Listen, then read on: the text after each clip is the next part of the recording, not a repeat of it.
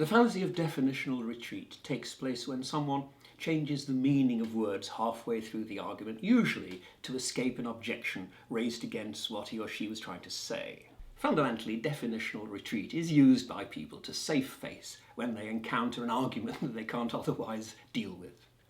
He's never been abroad.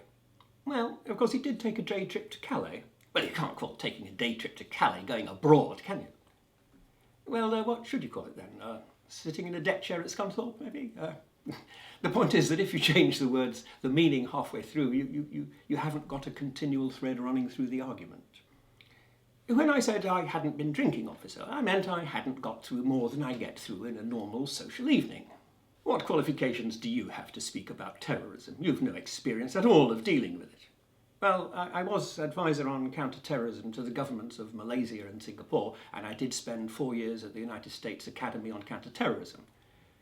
Yes, but what I meant was you've got no experience of dealing with terrorism in England. Well, yes, he'd have been safer to make that Cleethorpes, I think.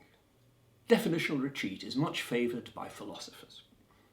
They advance concepts like virtue and the good, and they set them up like wickets for other philosophers to bowl at. And when occasionally someone bowls a googly and sends the stumps flying, they say, no, what I actually meant by virtue, and then they put the stumps up in another place and show that the ball wouldn't have knocked them down over there. Yes, it's definitional retreat, and it's designed to save face and prevent you having to admit you were wrong in the first place.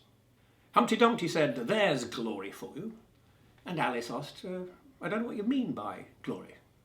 I mean, there's a nice knockdown argument for you, said Humpty.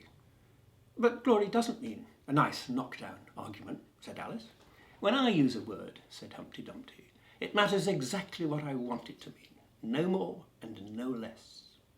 To gain some fluency with the fallacy of definitional retreat, you should look at the statements of British Treasury ministers. They use words like growth and spending and investment. Now, you might think you know what those words mean. You might think you know roughly what a business cycle is. You'd be wrong. They will tell you what those words actually mean when used by Treasury ministers. And one good trick is always to slip halfway through your argument into a technical definition of a word that people understood in its commonly accepted meaning. When I spoke of expectation, I was naturally using the word as statisticians do, to mean the volume, the size of the outcome multiplied by the probability of its occurring. I didn't mean that anything was actually expected to happen. You can always make critics look finicky if you claim that your redefinition of the word is the one that people commonly understood anyway. Of course, when I spoke of trains being punctual, I was naturally using the railway definition that everyone uses, meaning that trains arrive within 10 minutes of the timetable time. Well, enough of this. I think it's about time I went off and invested in a donut.